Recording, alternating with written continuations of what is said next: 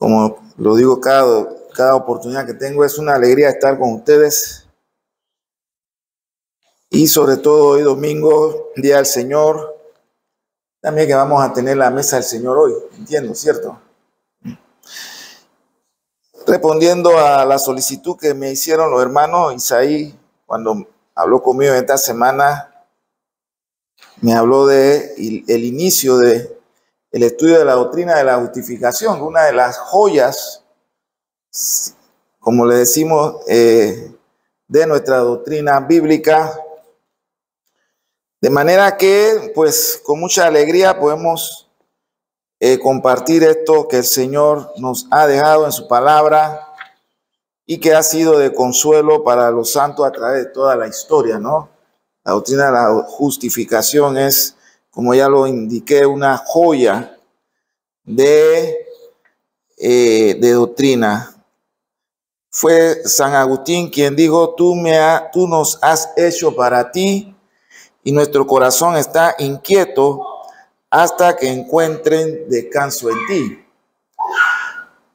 Vamos a estar usando entonces algunos textos y este libro que yo sé que ustedes lo conocen, vi que lo están utilizando también en sus devocionales, es la Confesión de Westminster. Tuve una lucha entre traer la Confesión de Londres, que es la que usamos generalmente, somos bautistas reformados, pero nosotros no tenemos ningún conflicto con utilizar la Westminster.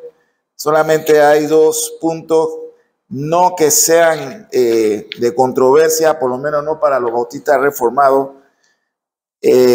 Son los puntos que tienen que ver con el bautismo de infantes, que ya para nosotros en Balboa fue resuelto hace rato, y el tema del gobierno, que incluso creo que ya también hemos resuelto eso, porque nosotros tenemos un gobierno que es tanto presbiteriano como en cierta forma congregacional. Ustedes lo saben, ciertas decisiones se toman a nivel de la congregación y hay otras pues que es decisiones a nivel del presbítero.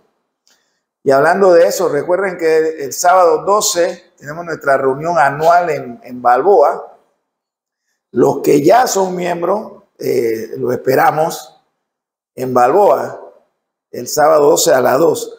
Los que van a ser recibidos como miembros, entonces el primer domingo de diciembre, y los que van a ser bautizados también tienen que estar entonces el primer domingo de diciembre. No sé cómo van a hacer los hermanos Enrique, ¿cómo van a hacer? ¿Van a ir los dos para las dos actividades solamente para el bautismo?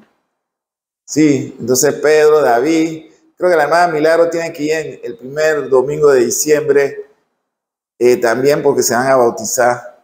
Allá lo está esperando el pastor Miguel, ¿no? El agua va a estar fría a esa hora, ¿sí? Sí, entonces vamos a tener el libro de Romanos, la epístola a los Romanos, la carta de Pablo a la iglesia en Roma, capítulo 8, y vamos a tener una oración también. Padre Santo, en el nombre de nuestro Señor Jesucristo, una vez más te damos gracias por permitirnos a todos poder encontrarnos aquí este domingo, Señor.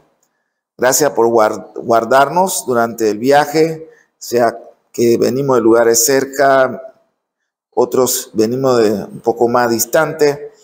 Pero, Señor, hemos visto tu mano, Señor, guardándonos a través de salir de nuestros hogares y venir aquí, Señor, gracias. Y por cada uno de mis hermanos que están presentes, también te damos gracias.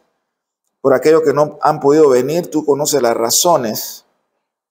Pero te pedimos igual que los inquietes, de manera que ellos puedan conversar con los hermanos, con Isaí, con el hermano David, y ponerse en contacto con ellos, cuáles fueron las razones por no estar aquí hoy domingo. Es un llamado que tú le haces a tus hijos para reunirnos como iglesia. Que ellos puedan dar, Señor, sus razones, de manera que podamos orar por ellos también. Te pedimos entonces, Señor, que nos acompañes y que permita que podamos hacer todo como le escribió Pablo a la iglesia de Corintios, todo decentemente y en orden. Bendícenos, Señor, como solamente tú sabes y tú puedes hacerlo. Y al final, Señor, del tiempo que vamos a estar aquí, luego de incluso de celebrar la ordenanza en la mesa del Señor, podamos salir fortalecidos y comprometidos para seguir siendo testigos eficaces de Cristo a un mundo que está muerto en delitos y en pecado. Padre, te pedimos esto en el nombre de Jesús. Amén. Sí, entonces es, como decía, la doctrina de la justificación es una joya de doctrina. Dice el Catecismo de Westminster, y lo vamos a usar de manera de introducción, a quien Dios llama eficazmente, y esta palabra es importante, eficazmente, a quien Dios llama eficazmente, también lo justifica gratuitamente. Y vamos a desarrollar eso. Y dice más adelante, no mediante la infusión de justicia en ellos, lo que quiere decir el catecismo, no porque haya algo de justicia en ellos, ¿no? Sino que les perdona sus pecados y cuenta y acepta su persona como justa. En la obra de la salvación, la obra de Cristo por nosotros, cuando se nos aplica la justicia de Cristo al creyente, somos declarados entonces justos. No somos declarados inocentes, sino justos. Y algunos pueden decir, quizás son sinónimos, ¿no? Inocente y justo. No, la Escritura no dice que somos declarados inocentes. Ni en nuestra versión de Reina Valera 1960, ni en nuestro idioma, ni en ningún otro idioma. En el griego es que somos declarados, dice que somos declarados justos. Mas dice, no por algo obrado en o hecho por ellos, no es algo que hayamos hecho nosotros. La causa por el cual somos declarados justos no tiene que ver por algo que hemos hecho nosotros. No porque nosotros venimos a la iglesia todos los domingos, no porque siempre estamos en oración al Señor, no porque leemos toda la Biblia al año, desde Génesis hasta Apocalipsis, no porque somos fieles con nuestras contribuciones a la obra del Señor, no porque ayudamos a cruzar al anciano de la esquina de una calle a la otra acera, tampoco no porque bajamos los gatos que están arriba en el árbol y no pueden bajar y entonces no esperamos que llamen a los bomberos, sino que nosotros mismos subimos y bajamos al gato que está arriba en la rama del árbol y entonces las personas en la comunidad dicen, no hombre, estas personas en verdad son buenas, mira qué sociales son, mira su comportamiento, qué solidario. Por nada de eso es que somos declarados justos. Somos declarados justos porque se nos imputa o se nos aplica la justicia de Cristo. Solamente por eso, nada más por eso. No tiene que ver nada por algo que hayamos hecho o hayamos declarado. No tiene que ver nada con eso. Ahora vamos a ver en los textos bíblicos. Dice la confesión, sino solamente por causa de Cristo, la persona de Cristo. Cuando vemos todo el contexto de las Escrituras, pero cuando precisamos nuestro enfoque en los evangelios, en los 4 evangelios, y vemos el ministerio terrenal de nuestro Señor Jesucristo, y encontramos entonces la declaración bíblica de que Jesucristo vivió de una manera que agradó al Padre en todos los sentidos y en toda la forma. Y dice en el lenguaje del Nuevo Testamento que Cristo agradó al Padre en todo. Bueno, esa obediencia de Cristo y la manera en que Él vivió durante su ministerio terrenal, que agradó al Padre en todo y cumplió perfectamente con la ley, que ningún hombre lo ha podido hacer, eso y mucho más es la causa por la cual su obediencia en morir en la cruz, siendo inocente, es la causa, gracias hermano, es la causa por la cual esa obediencia de Cristo se nos aplica a nosotros y entonces, como ya hemos dicho, se nos declara justo. Pero todo tiene que ver con la persona de Cristo. Entonces uno pudiera preguntar, ¿hemos hecho algo nosotros, los creyentes? ¿Hemos hecho algo? ¿Hemos contribuido a algo para que de alguna forma, aunque sea mínimamente, tengamos participación en esa declaración que ha hecho el tribunal en el cielo de declararnos justos? ¿Será que hemos hecho algo? Por lo menos con alguno de los dedos, el dedo índice de nuestra mano derecha o izquierda, movimos algo para que entonces se diera ese veredicto de ser declarado justo? Algunos pueden decir, no, nosotros no hemos hecho nada, y es cierto. O algún otro pudiera decir, sí, hicimos algo, y entonces tendríamos que preguntarle, ¿qué fue ese algo? Entonces pudieran decir, bueno, nosotros contribuimos con nuestros pecados. Y uno pudiera decir, bueno, de pronto sí, eso, si alguien quiere verlo de esa manera, nuestra contribución en este juicio fue precisamente nuestra condición de pecado. Lo que hemos hecho toda nuestra vida es pecar. Y lo que hizo Jesucristo durante toda su vida terrenal fue obedecer. Nosotros desobedecimos, Cristo obedeció. Nosotros desobedecimos entera y completamente, Jesucristo obedeció entera y completamente.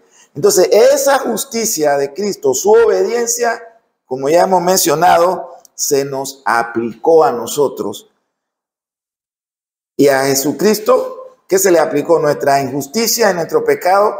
Bueno, en cierta forma sí, porque fue por causa de nuestras rebeliones que Él tuvo que pagar el precio en la cruz, ¿no? El justo por los culpables. El justo por los culpables.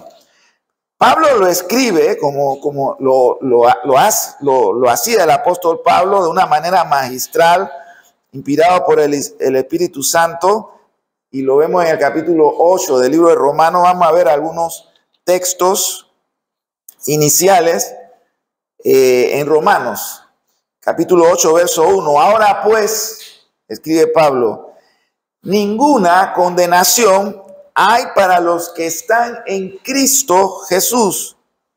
Y luego continúa Pablo, dice, los que no andan conforme a la carne, sino conforme a ¿qué? Al Espíritu.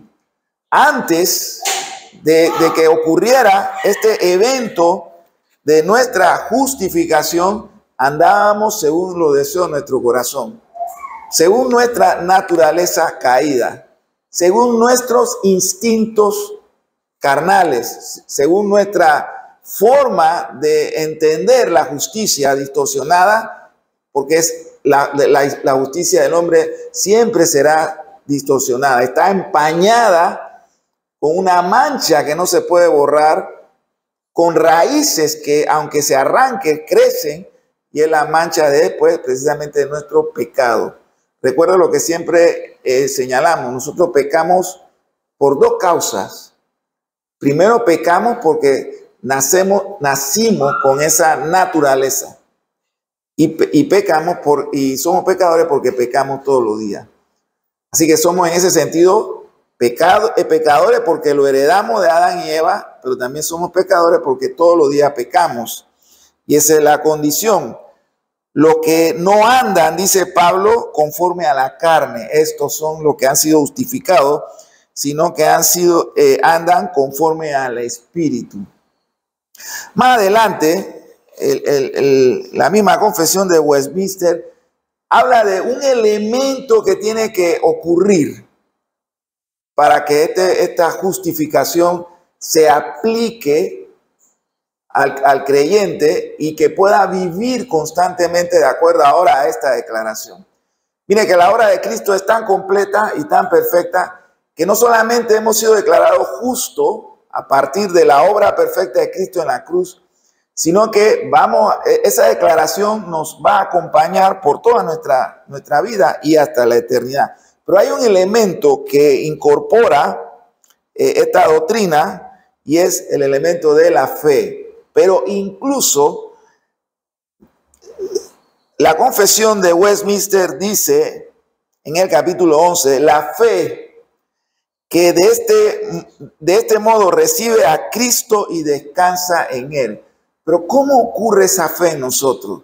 Que recibimos a Cristo y vivimos descansando en Él y descansando en su justicia. ¿Cómo ocurre esta fe?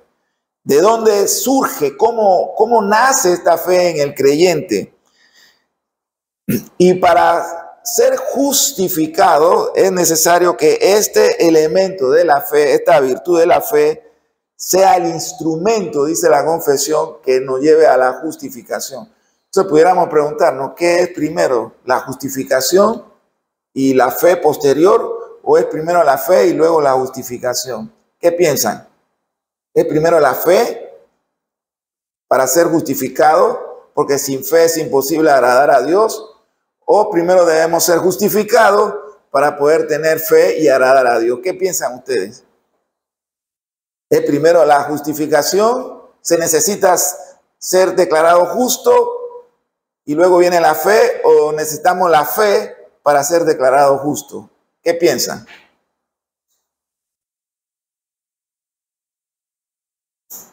¿Qué piensan?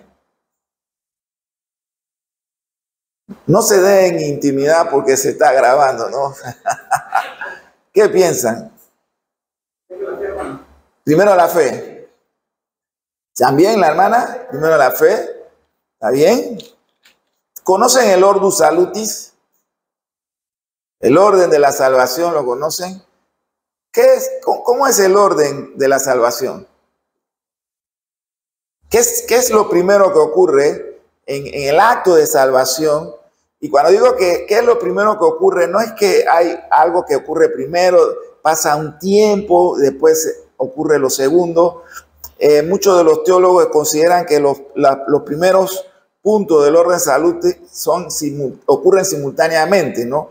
¿Qué es lo primero en el orden de la salvación que ocurre en la persona que es salva? ¿Qué es lo primero que ocurrió? ¿La qué? La elección. Y con la elección, ¿qué ocurre? ¿La qué? La regeneración. Entonces, la fe, como ya mencionamos, que de este modo recibe a Cristo y descansa en Él y en su justicia, es el único instrumento de justificación, la fe. Sin fe, dice el libro de Hebreos, ¿qué pasa? En el capítulo 11, sin fe es imposible agradar a Dios. Sin embargo, la fe no está sola en la persona justificada, sino que siempre está acompañada de todas las otras gracias salvadoras. Vamos a explicar eso. Y no es una fe muerta, sino que obra por amor. La fe entonces también es un don que Dios nos da. Recibimos la salvación a través de la justificación y con ella también recibimos la fe para creer. Y la fe para creer, pero también la fe para ¿qué? Otra de la joya de doctrina cristiana, la fe para perseverar. O sea, de manera que el creyente, el que ha sido regenerado, no solamente tiene la fe para creer en ese momento, sino que esa fe es suficiente también para perseverar hasta el final. Y todo eso es la obra de Cristo. Y están presentes en la doctrina de la justificación. Más adelante, en otro punto del capítulo 11 de la Confesión de Westminster, dice, por medio de la obediencia. Y esto es importante también. Entonces, estamos encontrando estos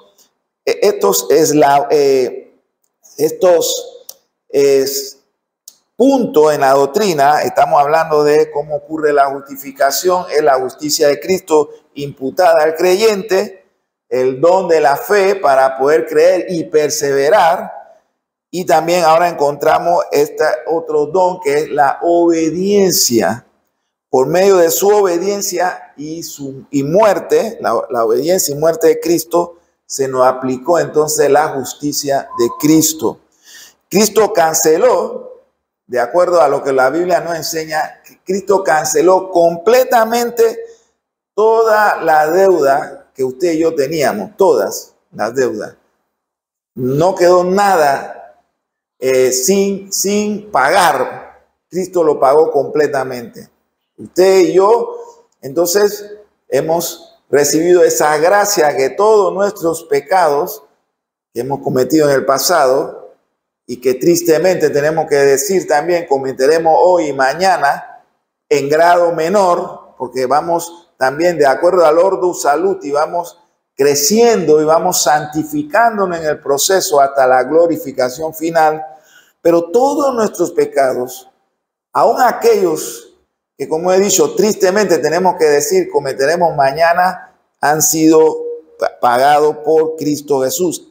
Cancelado completamente toda deuda, pero en aquellos, solamente en aquellos que han sido justificados en Cristo Jesús. Todo ha sido cancelado de una manera real y hecho de manera satisfactoria ante el Padre, ante el trono del Padre. Y Cristo lo hizo todo a favor nuestro. Más adelante, en el capítulo 8 de Romanos, vamos a ver si leemos el 2 y el 3. Porque la ley, escribe Pablo, del Espíritu de vida en Cristo Jesús me ha librado de la ley del pecado y de la muerte. Mire, este verso hace una declaración que es muy importante porque hay una ley. ¿Saben lo que son las leyes? ¿No? La ley es algo que se tiene que cumplir.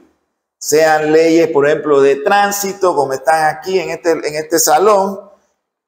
Cualquier infracción de esta ley va a conllevar un castigo, una multa, y si es y dependiendo de la gravedad de la falta, pérdida de la licencia o se te puede prohibir manejar por un periodo de años y cosas, y ahí más serias todavía.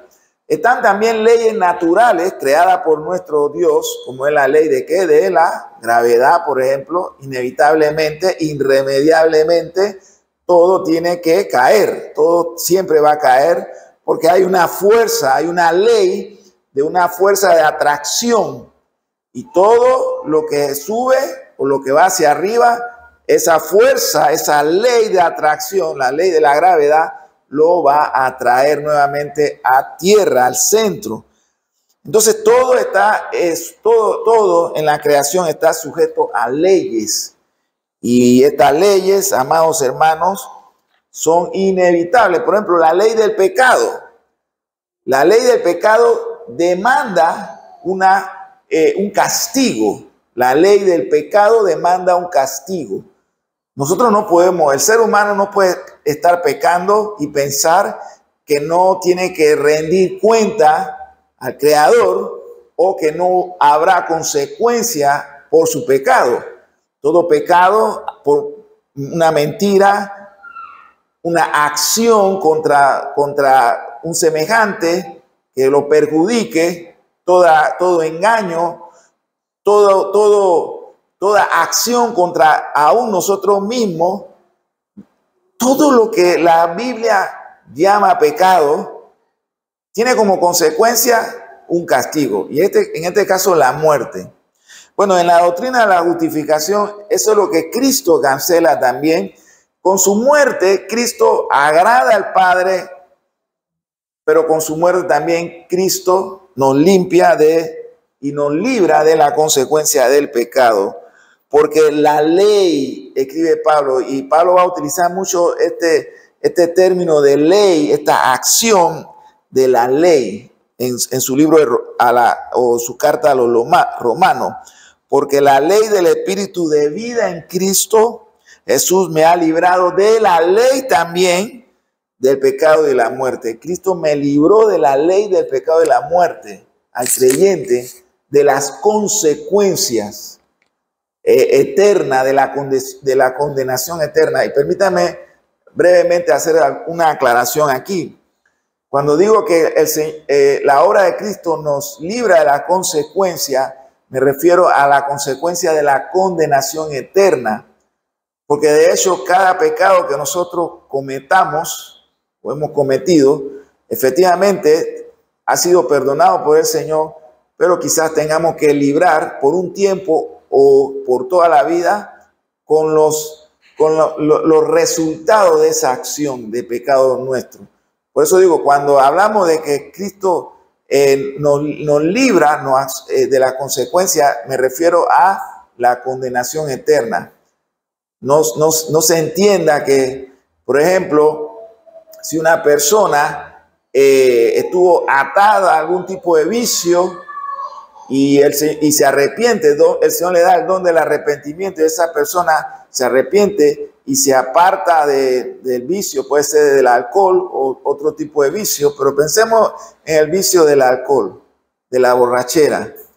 Posiblemente él tenga que arrastrar una consecuencia que pueden ser por un periodo de tiempo o por toda la vida. Yo conozco creyentes que estuvieron atados al vicio del alcohol, el Señor los salvó y lo ha restaurado en su vida, pero ellos tienen como consecuencia, tienen que mantenerse alejados del alcohol. Ni siquiera pueden decir, no, yo voy a beber socialmente, ¿no? Porque eso puede tener repercusiones, no perder su salvación, pero agitará una lucha donde él requerirá de mucha gracia y mucho apoyo por parte de la iglesia. El verso 3 del capítulo 8 dice, porque lo que era imposible, y esta palabra también es importante, para la ley. ¿Cuál era la función de la ley? De la ley moral de Dios. ¿Cuál era la función? ¿Cuál era era condenar, ¿no? La ley tenía como propósito mostrar la naturaleza caída del hombre, la rebelión del hombre. En ese sentido, la ley condenaba. No. Nos mirábamos en ese espejo y nos mirábamos tal cual somos pecadores y la conclusión era condenación. Porque lo que era imposible para la ley, queda imposible para la ley. Se dan de cuenta que, por ejemplo, si lo resumimos en el decálogo, es no. ¿Qué es lo imposible ahí en ese decálogo? Bueno, que aparezca sí. Sí. Todo es no. Prohibiciones para poder contener incluso el grado de maldad en el hombre. No cometerá adulterio, no matará, no robarás. No. Porque, ¿qué es lo imposible para la ley?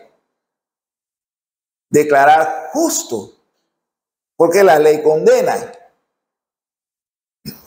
Lo que hizo Cristo fue obedecer perfectamente la ley por nosotros y entonces aplicarnos lo que sería entonces la justicia, ¿no? Que de otro modo sería imposible, porque la ley nos condenó a todos. Porque lo que era imposible para la ley, por cuanto era débil por la carne, escribe Pablo, Dios, enviando a su Hijo en semejanza de carne, de pecado, y a causa del pecado, mire lo que pasa ahora, condenó al pecado en la carne. Cristo entonces vivió de manera obedientemente, cumplió perfectamente la ley, cosa que ningún ser humano puede hacer. Ahí mismo en su Biblia, en Romanos capítulo 8, que estamos utilizando, verso 30. Vamos a ver un texto que ustedes conocen muy bien.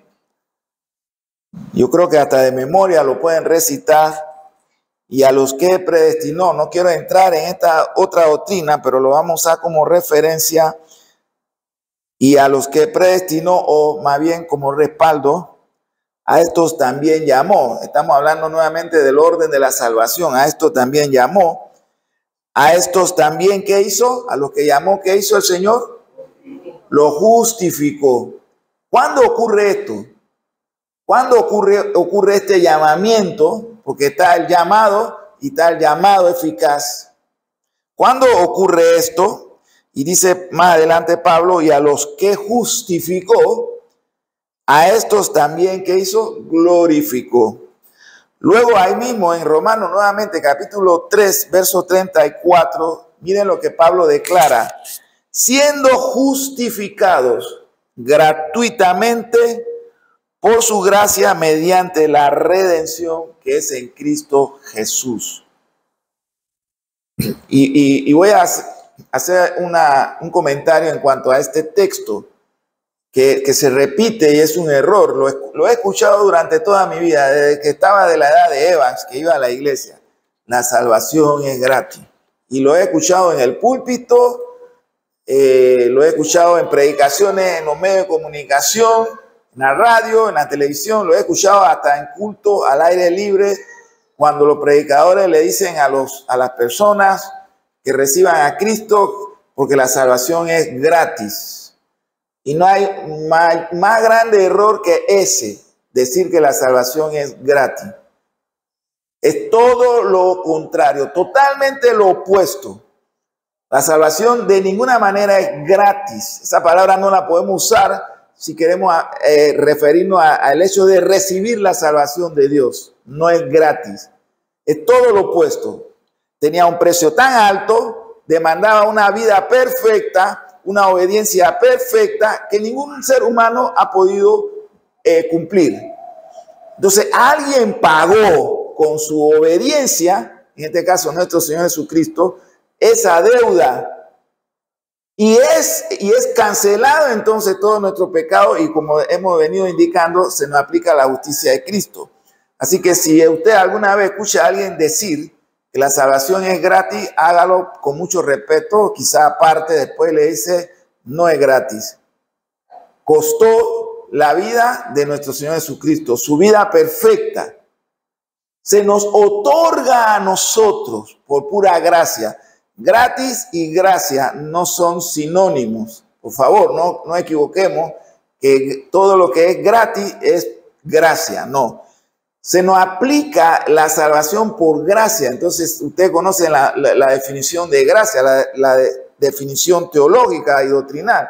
El don que recibimos de Dios, pero no merecemos. Entonces, la salvación en ese sentido es por gracia y solamente por gracia.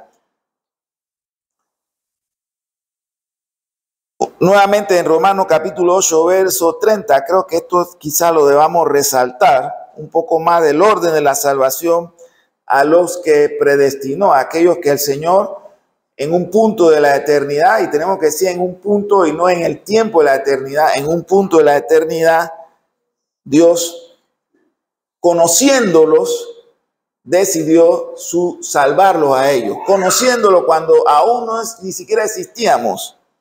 Decidió salvarnos. Dice, a estos los llamó. ¿Cuándo ocurre entonces el llamado eficaz? ¿Cuándo ocurre? ¿Cuándo ocurre el llamado eficaz? Cuando se cumple en el creyente todo lo que Dios predestinó. El llamado eficaz. ¿Cuándo podemos responder? Por gracia, a través de la obra del Espíritu Santo podemos responder a ese llamado. Por eso que tenemos cuidado con no practicar el decisionismo. ¿Quién quiere recibir a Cristo? ¿No? Como si fuera una acción que está sujeta a la voluntad del hombre, cuando sabemos que la voluntad del hombre es cautiva a causa de la ley del pecado, como ya lo vimos hace un momento. Continuamos entonces en el verso 5, Romanos 8. Voy a ir ya finalizando, porque eso solamente le estoy haciendo la introducción al hermano David, al hermano Isaí, que entiendo que van a seguir entonces con esta doctrina. Porque los que son de la carne piensan en las cosas de la carne, pero los que son del Espíritu en las cosas del Espíritu. Ahora que estamos justificados en Cristo Jesús, también pensamos en cosas espirituales, ¿no? En nuestra relación con Dios, cómo estamos creciendo en obediencia, cómo responder entonces a lo que Dios nos ha encomendado, cómo obedecer, por ejemplo, reunirnos los domingos, a pesar de que hayamos tenido una semana muy difícil, nos reunimos los domingos. ¿Por qué? Porque ahora estamos vivos, ¿no? Espiritualmente, ya no estamos muertos en nuestro delito y pecado. Ahora tenemos una vida espiritual, tenemos conocimiento del bien y del mal, sabemos lo que Dios quiere que hagamos, lo que demanda Dios del creyente. Y, por ejemplo, nosotros nos reunimos, venimos de 15 minutos de este local, de 15 minutos de distancia de este local, 30 minutos o quizá una hora, y hacemos todo el esfuerzo, ya sea en que tengamos transporte propio o tenemos que utilizar un medio de transporte público, sea que esté lloviendo, sea que no esté lloviendo, que haga un sol de marzo, nosotros nos reunimos. ¿Por qué lo hacemos ahora y no lo hacíamos antes? ¿Por qué? Porque ahora estamos vivos y somos sensibles al mandato de Dios, a lo que Dios nos pide, porque somos nueva criatura. Ya no arrastramos esa culpa a causa de nuestro pecado. Estamos libres en Cristo. El Señor dice en el Evangelio: a quien el Hijo del Padre libertare será verdaderamente libre. ¿Por qué no hay más gente aquí? Bueno, probablemente porque llegará un momento en que ellos también, el Señor, de acuerdo a sus planes y su propósito eterno con ellos, recibirán el llamado eficaz y estarán aquí. Mucha gente en la ciudad de David está recibiendo o tiene el llamado eficaz, vamos a decirlo conforme, poniéndonos de acuerdo con la eternidad. Pero ¿por qué no están aquí hoy? Bueno, todo eso forma parte del plan misterioso de Dios con cada uno de sus elegidos. Lo importante para nosotros es que ya hemos sido llamados y se nos aplicó la justicia de Cristo. Ya escuchamos el llamado eficaz, entonces sí, nosotros sí nos reunimos. Seamos 5, seamos 6, seamos 10, sí nos reunimos. Yo no sé si conocen al pastor Julio Benítez de Medellín. Cuando nos conocimos en el año 2010, conversando en Panamá, él me decía que ellos pasaron un aproximado de 10 años con su misión, su iglesia, y de 6, 7 miembros no pasaban, por 10 años. Dice que hubo años en que empezaban a crecer y personas a llegar, y se emocionaba, él y el pastor Sergio Ruiz se emocionaban porque dice: ahora sí hemos empezado a crecer. Y de repente, nuevamente quedaban 5, 6, 7. Y con eso todo el bajón de ánimo, ¿no? Todo el desánimo con eso. Y así estuvieron por 10 años aproximadamente. Me decía el pastor Julio Benítez, me decía eso, y como esto se está grabando, se lo pueden mandar a él, o él lo verá en las redes sociales. Y así estuvieron, ¿no? Y ellos dicen que de pronto las cosas empezaron a cambiar. Empiezan a llegar personas que ellos no conocían, con el cual ellos no habían tenido ningún tipo de contacto, y ellos se extrañaban que las personas sí conocían el ministerio de la iglesia, y empezaban a preguntar por la doctrina de la gracia, empezaban a preguntar por la doctrina de la justificación, y empezaban a llegar, y estoy hablando de 2010. De 10 años, pensemos en el año 2000, porque esa conversación la tuvimos en el año 2010. Ahora estamos en el año 2022. ¿Y qué está pasando con el ministerio de la Iglesia de la Gracia en Medellín, donde el pastor Julio Benítez y Sergio Ruiz tienen que estar constantemente agrandando el templo, y ahora han tenido que construir piso, otro piso para que hermanos también estén en los pisos de arriba que han construido, porque el testimonio de la iglesia, la gracia del Señor, el llamado eficaz del Señor en la sociedad de Medellín, ellos aprendieron que el Señor tiene mucha gente a quien está llamando eficazmente y están llegando a la iglesia.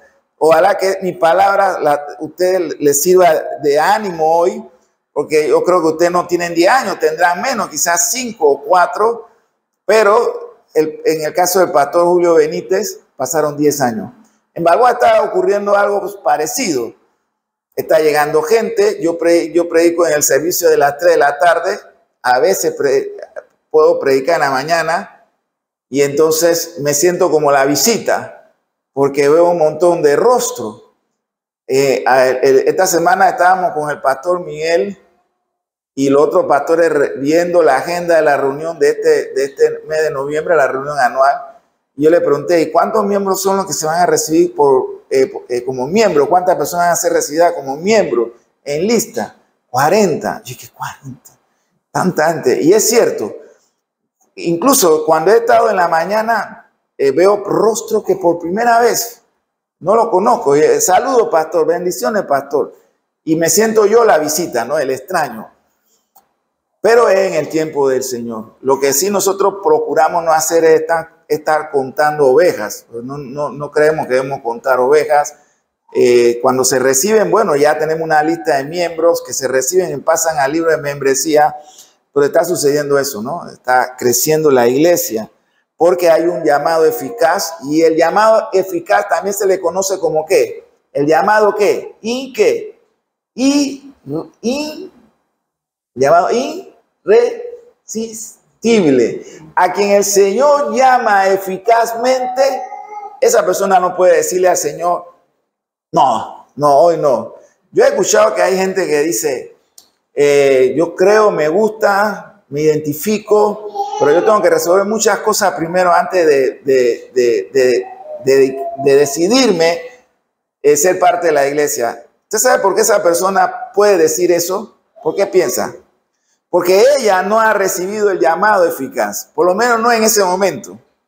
Si una persona dice, mira, yo creo en Jesucristo, me identifico con la iglesia evangélica, respeto la Biblia, creo que es la palabra de Dios, la persona puede decir todas esas cosas y al final te dice, pero yo tengo que resolver muchas cosas primero antes de decidirme a entrar a la iglesia.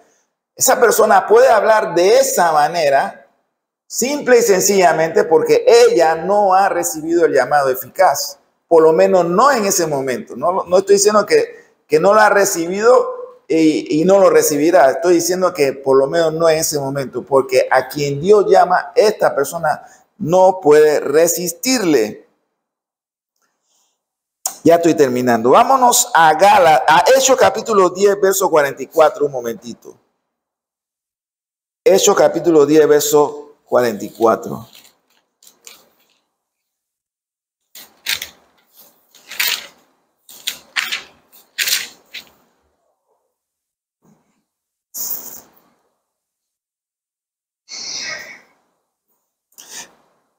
Mientras aún hablaba Pedro estas palabras, escribe Lucas, el Espíritu Santo que hizo cayó sobre todos los que oían el discurso. ¿Y qué sucede cuando el Espíritu Santo cayó? Bueno, hubo esta obra de regeneración en sus corazones. Vamos un momentito más adelante en Hechos capítulo 13, verso 48. Creo que hemos usado este texto en otras ocasiones con los hermanos aquí en David. Dice, los gentiles, oyendo esto, se regocijaban y glorificaban la palabra del Señor. Y luego Lucas añade, y creyeron todos los que estaban ordenados para la vida eterna. Mucha gente escuchó el mensaje de los apóstoles, mucha gente, y mucha gente alabó también ese mensaje. Pero ¿quiénes creyeron? ¿Quiénes fueron los que creyeron? ¿Todos? Sí, todos, pero ¿quiénes son esos todos? No toda la multitud que escuchó, sino todos aquellos que estaban desde antes de la fundación del mundo, como Pablo lo va a escribir en Efesios capítulo 1 y 2, creyeron aquellos que estaban ordenados para la vida eterna. Y ocurrió este llamado eficaz y se va a aplicar en ello esta joya, como lo hemos dicho, de la doctrina de la justificación. Los méritos de Cristo, la obediencia de Cristo se le aplicó a todos estos que creyeron y que habían sido ordenados para la vida eterna. Ahora vámonos un momentito a Gálatas, capítulo 2, verso 16. Gálatas, capítulo 2. Creo que este es el último texto que vamos a usar.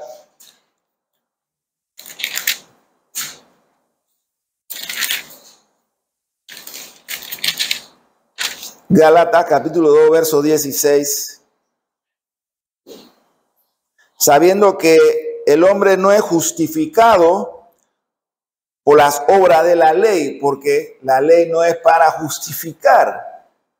La ley era para señalar el pecado, para, como dijo nuestra hermana Milagro, para condenar, ¿no? Sabiendo que el hombre no es justificado por las obras de la ley, sino por la fe de Jesucristo. Nosotros también hemos creído en Jesucristo para ser justificados por la fe de Cristo y no por las obras de la ley, por cuanto por las obras de la ley, ¿qué dice Pablo? Nadie será justificado. ¿Y por qué nadie será justificado por la obra de la ley? Porque la ley nos condena. ¿Y por qué la ley nos condena? Porque no hay nadie que pueda cumplir perfectamente con la ley de Dios. Mire, uno puede pensar, bueno, y se lo compartí a la iglesia este viernes casualmente. Moralmente, le preguntaba a la iglesia si hay individuos que puedan ser declarados moralmente justos, que no sean creyentes. ¿Qué usted piensa? Individuos no creyentes, personas no creyentes, que puedan ser considerados moralmente justos. ¿Piensan que hay personas así, que no son creyentes, inconversos, que moralmente son justos? ¿Moralmente son justos? Yo creo que sí. Yo conozco jueces, magistrados, campesinos, obreros, que no te dicen una mentira, aborrecen la mentira. Y en ese sentido, moralmente yo puedo decir, de acuerdo al concepto secular, que ese hombre moralmente es justo. Yo conozco personas que no son creyentes y no te dirían una mentira. Conozco muchos hombres y muchas mujeres también que moralmente no cometerían infidelidad a su cónyuge. Yo conozco muchos hombres que ellos serían incapaces de cometer un adulterio y mujeres que serían incapaces de cometer un acto de adulterio. Conozco. Yo conocí en el colegio estudiantes que preferían ganarse una mala nota que copiarse un examen. Así que ellos eran moralmente justos. Sin embargo, la gracia salvadora no se aplica a aquellos que moralmente son justos. No estoy diciendo que ninguna persona que haya sido moralmente justa no pueda recibir el llamado eficaz. Lo que estoy diciendo es que no es por obra que hayamos hecho que somos declarados justos. Encontramos a alguien así en el Evangelio, piensan que hay algún personaje en el Evangelio que se atrevió incluso a decir que le había cumplido toda la ley. ¿Conocen a un personaje así en el Evangelio? ¿Quién? El joven rico. Él dijo que él había cumplido toda la ley, ¿no? Pues no hay nadie que haya cumplido toda la ley. Puede que no haya mentido, pero sí puede que haya codiciado o visto con lujuria, en el caso del hombre, con lujuria a una mujer. Y en el sermón del monte, en los estándares morales ahora del nuevo nacimiento del Señor, dice que el simple hecho de ver una mujer y desearla ya cometió adulterio. Entonces, este joven que quedó en la historia como el joven rico, algunos dicen, pero eso solamente lo voy a hacer como un comentario, que lo vamos a encontrar en el libro de Hechos como Bernabé. Algunos piensan de esa manera, ¿no? Pero no hay ninguna evidencia que pueda sustentar esa especulación. Pero el joven pensaba que él era justo. Él le dice, se atrevió a decirle al Señor, yo he cumplido la ley, ¿no? Y el Señor lo va a aprobar. Y le dice, ok, sin discusión. El Señor no se puso a discutir con él. El Señor nada más le dice, solo te falta una cosa, le dice, para que seas perfecto. Vende todo lo que tienes y dáselo a los pobres. ¿Y qué dice los evangelios? Que se sintió triste. ¿Por qué? Porque el Señor le mostró que no hay nadie que de acuerdo a la ley moral de Dios se pueda declarar justo, porque la ley no condena. Y el único que vivió de una manera perfecta delante de Dios y ante la ley de Dios, la ley moral de Dios y todos los estándares de Dios, fue nuestro Señor Jesucristo. Bueno, esa obediencia de Cristo, que ninguno de nosotros ni juntos podemos cumplirla, bueno, eso fue lo que el Señor nos, en el plan de Dios, se nos aplicó a nosotros. Entonces, cuando el Señor nos ve, y termino con esto, ya nosotros no somos inocentes, porque nosotros sabemos que no somos inocentes. Inocente es alguien que desconoce, que no tiene ni idea de qué sería mentir o cometer un pecado. Nosotros somos declarados mucho más que simplemente inocentes. Porque no podemos ser declarados inocentes. ¿Por qué no podemos ser declarados inocentes? Porque si hemos mentido, si hemos pecado, si hemos cometido adulterio, hemos cometido homicidio, por lo menos deseado el mal a una persona, si hemos sentido ira, por eso que no podemos ser declarados inocentes. El juicio de Dios no es un juicio loco, no es un juicio arbitrario o loco de declarar inocente a personas que no lo son. Porque sí somos mentirosos, homicidas, mujeriegos, codiciosos. Se nos declara justo. ¿En qué sentido se nos declara justo? Bueno, el Señor nos ve en Cristo Jesús y nos ve como si nunca hubiéramos pecado. ¿Y por qué nos ve como si nunca hubiéramos pecado? Porque la justicia de Cristo y todo lo que implica su expiación por nosotros nos limpió. Y cuando el Señor nos ve limpio. Y dice, no justo, Él justo. Y nos ve en Cristo Jesús, justo. Vamos a detenernos aquí. Yo espero poder haberlo ayudado a usted a poner por lo menos un cimiento. Isaí y David lo van a hacer mejor que yo cuando ya le toque hacerlo, ¿no? Entonces vamos a orar y prepararnos entonces para la mesa del Señor. ¿Sí? Amado Dios y Padre Celestial, en el nombre de Cristo Jesús, te damos gracias, Señor, por la obra perfecta ocurrida en la cruz del Calvario y por habernos aplicado a nosotros, seres caídos, malvados, la justicia de Cristo y habernos declarado justos.